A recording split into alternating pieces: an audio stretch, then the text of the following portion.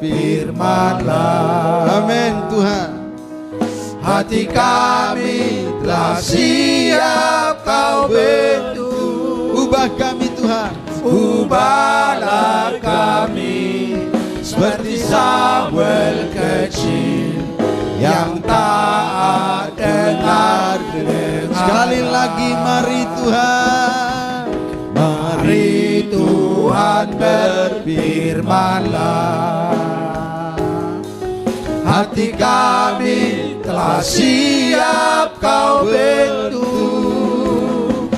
Ubahlah kami seperti Samuel kecil yang taat dengar. Ubah kami Tuhan. Ubahlah kami seperti Samuel kecil yang taat. Sekali lagi, ubah kami Tuhan. Ubahlah kami seperti Samuel kecil yang taat dengar. Terima kasih Bapa yang baik. Sungguh luar biasa cinta-Mu atas kami. Terima kasih Tuhan. Kami membutuhkan Roh-Mu mengubah. Ubahlah kami Tuhan. Ubah kami seturut kehendak-Mu. Kami mau berubah. Firman-Mu mengubah kami. Seperti Samuel kecil yang dengar-dengar dan taat. Yang selalu setia dan tidak biarkan satu pun dari firman-Mu gugur, tapi terus mengerjakannya dengan teliti. Itu yang kami rindukan Tuhan, supaya kami dengan teliti melakukan firman-Mu satu persatu dalam hidup kami, dan Engkau disukakan dengan hidup kami Tuhan. Terima kasih, berangkatkan hamba-Mu menyampaikan firman-Mu, biar senantiasa apa yang hamba-Mu sampaikan membangkitkan iman percaya kami kepada Tuhan. Di dalam nama Yesus kami siap mendengar firman Tuhan. Haleluya, bersama-sama kita berkata amin. Salam sejahtera bagi kita sekalian. Shalom Aleichem. Tuhan menolong kita semuanya untuk bisa memahami firman Tuhan pada malam hari ini. Amin. Baik saudara sekalian, kita akan baca firman Tuhan dari Bilangan pasal yang ke-25. Ayat yang pertama, kita baca satu pasal sampai ayat yang ke-18. Bilangan pasal 25, saya tunggu saudaraku menemukan ayat ini. Cerita mengenai Israel menyembah Baal Peor. Sebelum saya bacakan, saya ingin memberi sedikit kronologis dan latar belakang daripada ayat ini. Di pasal 25 ini kita temukan satu peristiwa yang hebat yang sampai menewaskan 24.000 orang sekali tewas di dalam murka Tuhan, di dalam kemarahan Tuhan terhadap bangsa Israel karena satu perzinahan dengan Baal Peor.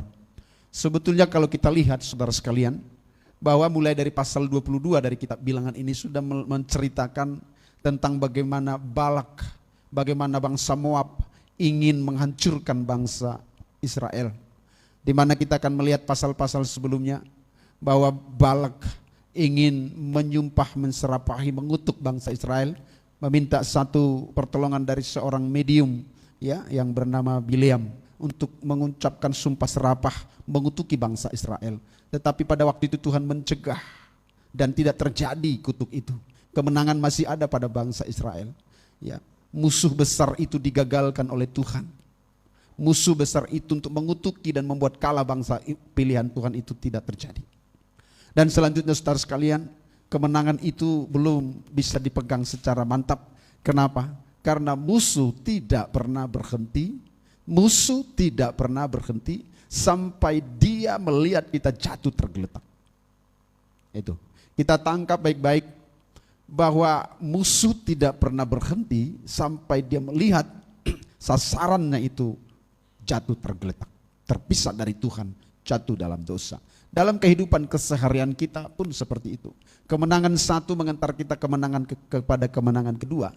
Tetapi kemenangan kedua bukan puncak dari segalanya.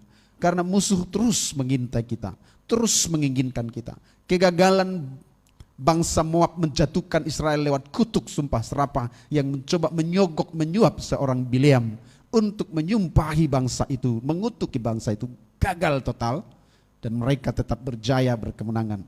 Siasat yang terakhir kita lihat melumpuhkan bangsa itu dengan menghadirkan pasal 25 ini, di mana bangsa Israel jatuh pada penyembahan Baal Peor, dan pada dua hal yang terjadi, yaitu perjinahan rohani dan perjinahan jasmani. Selengkapnya saya baca untuk kita sekalian, perhatikanlah dengan baik. Bilangan pasal 25 ayat pertama. Israel menyembah Baal Peor. Sementara Israel tinggal di Sitim, mulailah bangsa itu berzina dengan perempuan-perempuan. Perempuan-perempuan ini mengajak bangsa itu ke korban sembelihan bagi Allah mereka. Lalu bangsa itu turut makan dari korban itu dan menyembah Allah orang-orang itu. Ketika Israel berpasangan dengan Baal Peor, bangkitlah murka Tuhan terhadap Israel. Lalu berfirmanlah Tuhan kepada Musa, tangkaplah semua orang-orang yang mengepalai bangsa itu dan gantunglah mereka di hadapan Tuhan di tempat terang, supaya murka Tuhan yang bernyala-nyala itu surut daripada Israel. Lalu berkatalah Musa kepada hakim-hakim Israel, baiklah masing-masing kamu membunuh orang-orangnya yang telah berpasangan dengan Baal Peor. Kebetulan datanglah seorang Israel membawa seorang perempuan Midian kepada sanak saudaranya. Dengan dilihat Musa dan segenap umat Israel yang sedang bertangis-tangisan di depan pintu kemah pertemuan. Ketika hal itu dilihat oleh Pinehas, anak Eliezer, anak Imam Harun, bangunlah ia dari tengah-tengah umat itu dan mengambil sebuah tombak di tangannya, mengejar orang Israel itu sampai ke ruang tengah dan menikam mereka berdua, yakni orang Israel dan perempuan itu, pada perutnya.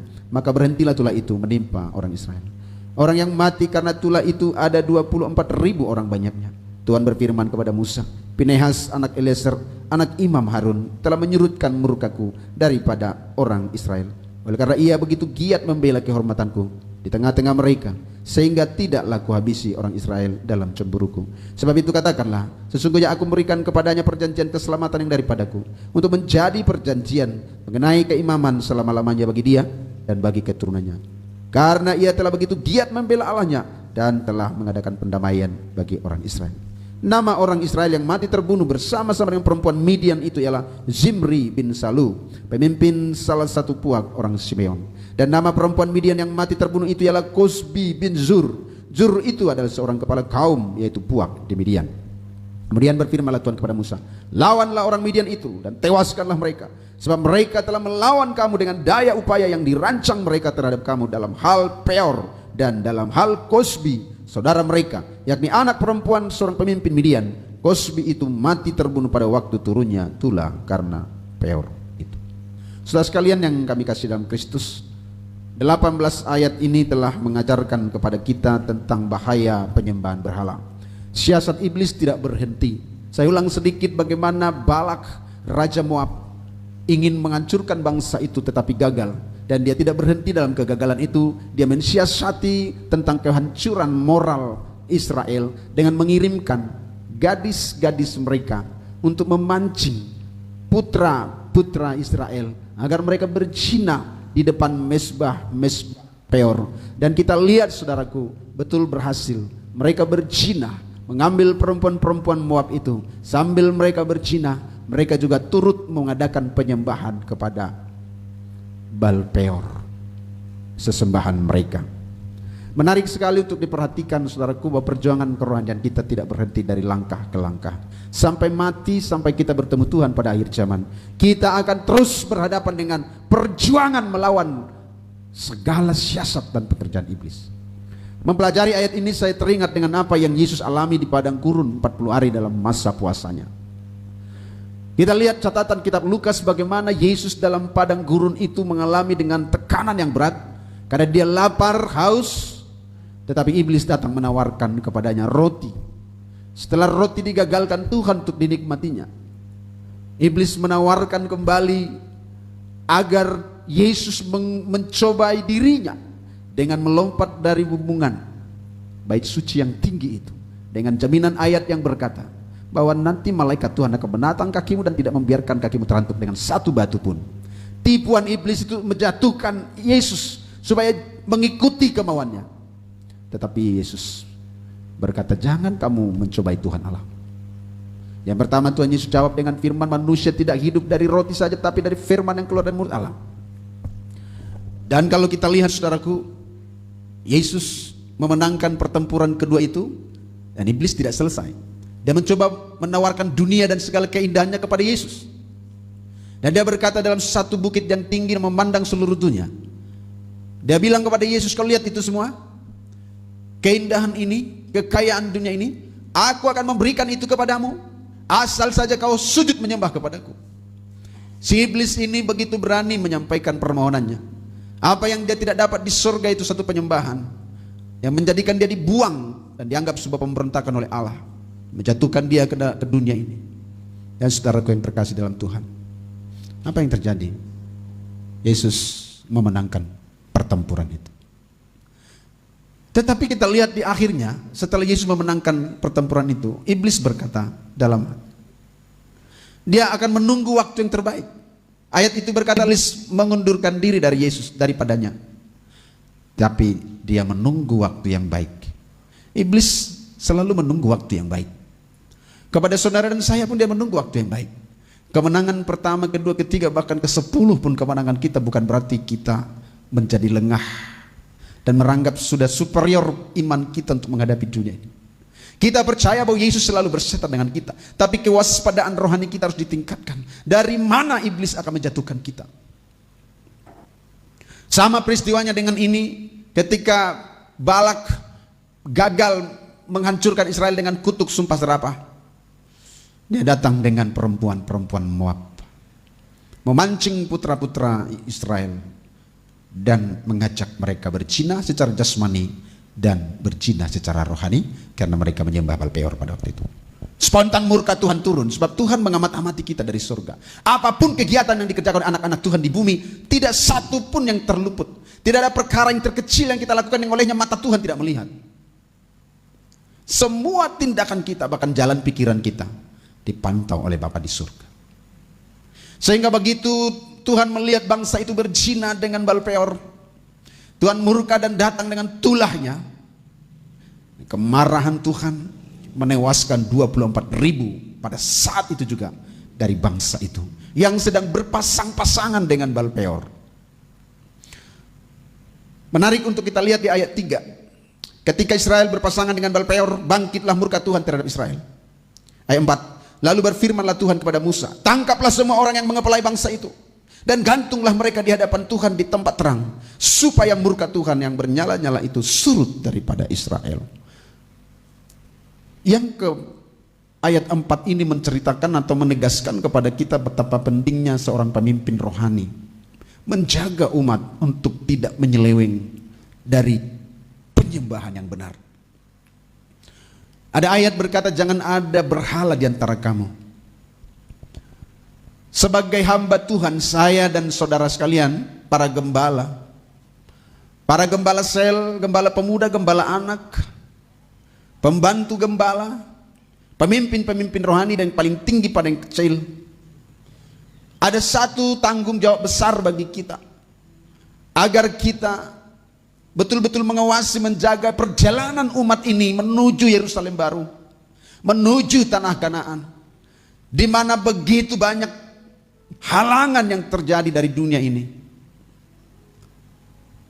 Tuhan murka kepada pemimpin-pemimpin yang tidak mampu mengawasi jalannya kerohanian umat. Dan murka itu dituangkan dalam satu perintah supaya semua yang mengepalai bangsa itu digantung. Rekan-rekan saya para gembala sidang, baik di lingkup GPDI dan seluruh yang bisa menyaksikan kita, tanggung jawab saya dengan saudara tidak ringan. Apabila umat itu sampai menyeleweng, menyimpang pada penyembahan berhala, berpasangan dengan berhala, berpasangan dengan roh-roh yang bukan roh Allah.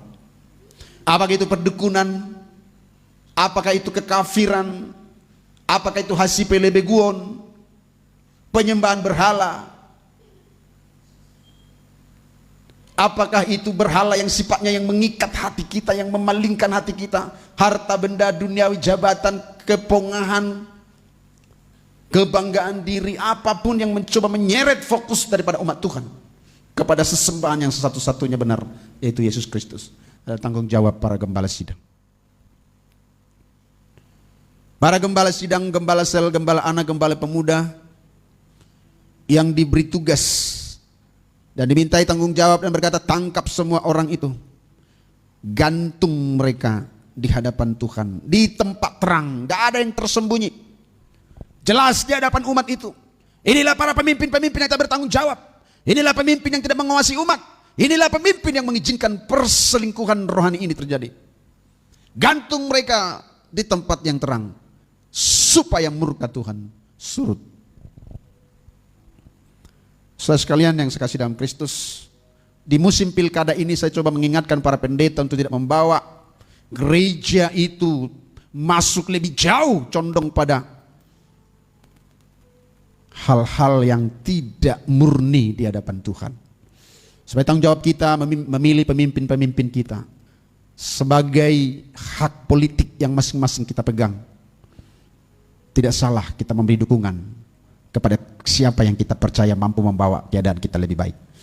Tapi kalau ada embel-embel lain dalam hal memobilisasi umat, bukan murni karena untuk satu kemajuan umat, tapi ada sesuatu yang kita dapatkan berupa roti atau apa, maka Tuhan akan menganggap pemimpin yang menyeleweng. Memang tidak ada yang tahu, hanya Tuhan yang tahu dan kita sendiri kemana hati kita berlabuh, apa motivasi kita menggerakkan umat. Tetapi pentang jawabannya adalah berat. Gantung mereka yang tidak setia mengawal perjalanan umat menuju surga itu. Saya sebagai gembala sidang merinding mempersiapkan khotbah ini. Betapa berat tanggung jawab kami sebagai gembala sidang apabila umat itu tidak benar-benar diarahkan kepada Tuhan, saudara sekalian. Ayat 5 berkata, lalu berkatalah Musa kepada hakim-hakim Israel, baiklah masing-masing kamu membunuh orang-orang yang telah berpasangan dengan Baal Peor itu. Masing-masing dibunuh. Nah, ayat 4 menceritakan satu peristiwa yang mencolok. Kebetulan datanglah, ayat 6, datanglah seorang Israel membawa seorang perempuan Midian kepada sanak saudaranya. Dan dilihat Musa dan segenap umat Israel yang sedang bertangis-tangisan di depan pintu kemah pertemuan. Satu pemandangan yang ganjil. Sementara orang sudah bertangis-tangisan di depan kemah pertemuan. Bertangis-tangisan karena tulah Allah begitu dahsyat. Datang seorang Israel. Dan seorang Israel ini pemimpin juga. Pemimpin dari kaum Simeon. Dengan peteng-teng dia bawa seorang gadis cantik, gadis Midian. Kepada saudara-saudaranya ditunjukkan. Dia nggak lihat umat sedang bertangis-tangisan. Dibawa pula ke kemah pertemuan. Di ruang tengah. Tetapi ayat 7. Ketika hal itu dilihat oleh Pinehas, anak Eliezer, anak Imam Harun, bangunlah ia dari tengah-tengah umat itu dan mengambil sebuah tombak di tangannya, mengejar orang itu sampai ke ruang tengah dan menikam mereka berdua, yakni orang Israel dan perempuan itu pada perutnya. Maka berhentilah tulah itu menimpa orang Israel. Kali ini kita temukan satu nama yang luar biasa, nama Pinehas. Di satu sisi kita mengenal nama Pinehas bukan nama yang baik. Mengapa saya berkata begitu? Sebab nanti di perjalanan bangsa Israel ada seorang bernama Pinehas, adiknya Hofni, anaknya Imam Eli. Di kitab Hakim-Hakim setelah bangsa itu ada di tanah Kanaan, terdapatlah bernama Hofni dan Pinehas. Mengingat nama Pinehas itu, saya mencoba menyarankan kepada umat Tuhan yang hendak melahirkan anak, dan saya mencoba untuk tidak memberi nama Pinehas kepada anak-anak yang lahir. Sebab kita tahu peristiwa Hofni dan Pinehas adalah imam-imam muda yang ditolak oleh Tuhan karena perzinahannya dengan perempuan-perempuan penjaga bait suci, karena ketamakannya dan merampas korban-korban yang dikhususkan bagi Tuhan oleh umat Israel, diambil sesuka hatinya. Mereka biadab sebagai anak-anak hamba Tuhan. Dan Imam Eli tidak kuasa menegur anak-anak itu. Dia hanya berkata pelan, anak-anakku, saya mendengar kabar yang tidak baik dari umat ini tentang kalian. Tidak baik yang kalian lakukan itu, anakku. Teguran imam ini tidak membuat surut murka Tuhan. Mungkin Tuhan harapkan Imam Eli untuk membasmi dosa daripada Hofni dan Pinehas, tapi teguran lembek yang dia beri. Dan akhirnya Tuhan memutuskan mengambil alih keimamatan itu, tugas pelayanan imam itu, dan dipercayakannya kepada Samuel kecil yang setia memelihara firman Tuhan. dan membunuh Hofni dan Finehas dalam pertempuran. Dan berita itu, kekalahan itu termasuk juga kabar tentang peti dibawa oleh bangsa Filistin, dirampas oleh bangsa Filistin. Tabut perjanjian itu. Mendengar itu, Imam Eli terjatuh dari tempat tidurnya, tempat duduknya, karena dia besar dan gemuk, patah lehernya dan mati pada saat itu. Hofni dan Finehas mengingatkan kita sebuah kabar buruk tentang nama Finehas. Tapi lain dengan apa yang kita baca dalam ayat yang ke-7 ini. Finehas ini bukan anaknya Imam Eli. Finehas ini adalah cucunya imam besar, cucunya Eporus Israel. Dialah yang berkata, Finehas anak Eleazar dan anak Imam Harun. Dia bangun, dia spontan menjaga kekudusan. Dia tidak tahan melihat penyelewengan itu. Dia ambil tombak, dia kejar perempuan Midian dan laki-laki itu dan dibunuh pada perutnya. Begitu Tuhan melihat pembunuhan sadis itu terjadi, surutlah murka Tuhan atas bangsa itu. Dibutuhkan Finehas di akhir zaman ini tengah gereja. Ya walau saya tahu bahwa pelayanan Finehas tidak disukai. Tidak banyak jemaat yang menyukai firman yang tajam. Baik kita tahu firman yang tajam dan keras itu menyehatkan umat, menyehatkan perjalanan rohani kita. Tapi apapun ceritanya, bahwa Finehas dibutuhkan untuk menyurutkan murka Allah.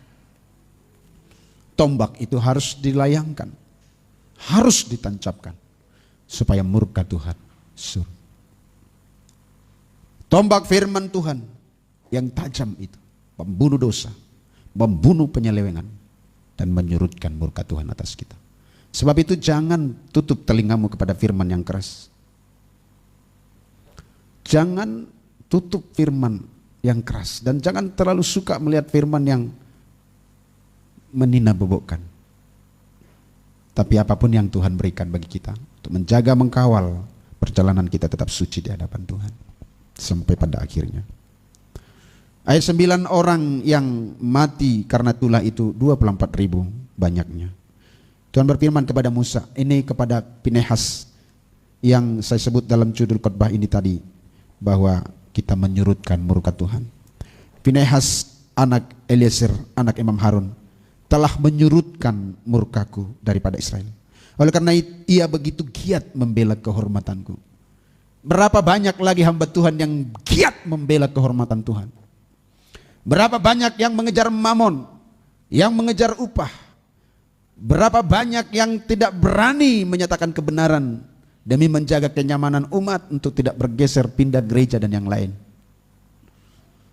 Tapi pelayanan Finehas diapresiasi Tuhan.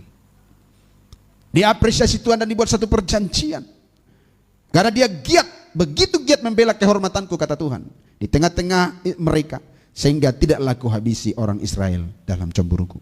Sebab itu katakanlah, sesungguhnya aku berikan kepadanya perjanjian keselamatan yang daripadaku. Kepada Finehas diberikan perjanjian keselamatan, oleh karena dia gigih dan giat untuk membela kehormatan Tuhan. Dan dia telah berhasil menyurutkan murka Tuhan atas Israel dengan keberanian dia membunuh seorang pemimpin dari Simeam dengan perempuan Midian yang sedang berzina, membawa penyembahan berhala itu.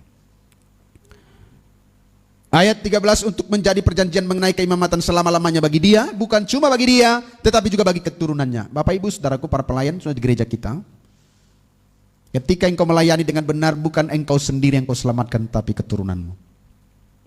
Perjanjian Allah kepada Finehas juga kepada keturunannya. Berbahagialah orang benar, anak cucunya tidak meminta-minta roti. Perjanjian Tuhan. Tetapi dalam Keluaran pasal 20 dia katakan, aku membalaskan kepada kemarahanku kepada mereka, beribu kepada mereka yang tidak menghargai aku. Bahkan sampai keturunan keempat, kata Tuhan. Nah, saudaraku, ini pentingnya kita jaga diri kita. Sebagai orang tua, kita akan menitipkan berkat-berkat bagi anak-anak kita ketika kita serius menghargai, menghormati Tuhan, menyurutkan murka Tuhan, dan giat membela kekudusan Tuhan. Seperti kita menabung sesuatu untuk generasi berikutnya. Kalau Tuhan belum datang, kita akan melihat anak-anak kita bangkit lebih daripada kita. Kalau kita benar. Tapi sebaliknya, kalau kita sekarang bermain-main dalam kekudusan Tuhan, kita bukan saja menghancurkan diri kita, tapi menghancurkan keturunan kita kelak. Sudah banyak kita lihat, banyak keturunan yang makin hancur. Banyak keturunan kena kutuk oleh ulah orang tuanya. Dia tidak sadar bahwa apa yang dikerjakannya membawa dampak kehancuran bagi keluarganya.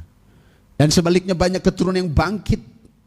Padahal ayah dan ibunya sederhana, tapi keturunannya bangkit di tangan Tuhan. Karena apa yang dikerjakan oleh orang tuanya mendatangkan sesuatu bagi keturunannya. Itu yang terjadi dengan Pinehas. Perjanjian bahkan sampai keturunannya. Sekali lagi Tuhan ulang, karena ia telah begitu giat membela Allahnya dan telah mengadakan perdamaian bagi Israel. Apa yang kita kerjakan? Kalau kita giat membela kehormatan Tuhan kita, kita giat membela kekudusan Tuhan kita yang dicemarkan di tengah bangsa, di tengah generasi kita. Sama seperti Nuh yang bersikeras menjaga kekudusan keluarganya dan tidak bercacat dengan orang-orang sezamannya, bersih. Maka pembelaan Tuhan sampai pada keturunannya. Semua dibunuh mati pada waktu itu. Tapi Tuhan memberikan belas kasihan dan kemurahan pada Nuh. Karena dia begitu giat mempertahankan hidup suci dan kudus di tengah-tengah generasi yang hancur pada waktu itu. Kita pilih seperti itu, saudara sekalian. Nama orang Israel yang mati terbunuh bersama-sama dengan perempuan Midian itu ialah Zimri bin Salu, pemimpin salah satu puak Simeon. Nah, ini adalah pemimpin salah satu puak dari Simeon. Dialah yang bernama Zimri bin Salu. Dan nama perempuan Midian yang mati terbunuh itu adalah Kosbi binti Zur. Zur itu adalah seorang kepala kaum, yaitu puak di Midian. Jadi peristiwa Zimri bin Salu bersama Kosbi bin Zur ini peristiwa yang menggoreskan kepedihan umat, yang menewaskan seketika 24.000 orang. Kemudian berfirmanlah Tuhan pada Musa, lawanlah orang Midian itu dan tewaskanlah mereka. Sebab mereka telah melawan kamu dengan daya upaya yang dirancang terhadap kamu dalam hal Peor dan dalam hal Kosbi, saudara mereka, yakni anak perempuan seorang pemimpin Midian. Kosbi itu mati terbunuh pada waktu turunnya Tula karena Peor itu. Kosbi atau perempuan-perempuan Moab, perempuan Midian ini, Kosbi ini bisa datang dalam modernisasi sekarang. Apa yang memperdaya umat, itulah Kosbi di akhir zaman ini. Apa yang memperdayamu untuk mengalihkan hatimu dari Tuhan, itulah Kosbi yang hadir di akhir zaman ini. Uangkah, hartakah, hobikah, game, minuman keras, rokok, judi, apa yang membuat engkau tertarik lebih daripada tertarik pada Tuhan? Hobi, sosialita, pertemanan. Dialah Kosbi yang menjelma di akhir zaman ini, yang jelas menarik hati kita untuk tidak sungguh-sungguh menjaga kekudusan. Dia seret kita dan berzina dalam rohani dan jasmani. Jadilah Pinehas yang bersikeras menghajar segala ketidaksungguhan itu. Tewas 24.000 orang bagi Allah tidak masalah, asal yang tinggal itu lebih sungguh-sungguh mengasihi Tuhan. Kadang-kadang dalam gereja pun ada seperti itu. Ada masa penyucian. Mungkin sebagian jemaat akan berpindah pergi meninggalkan sebuah gereja. Itu lebih baik, asal yang tinggal itu terluput dari murka Allah.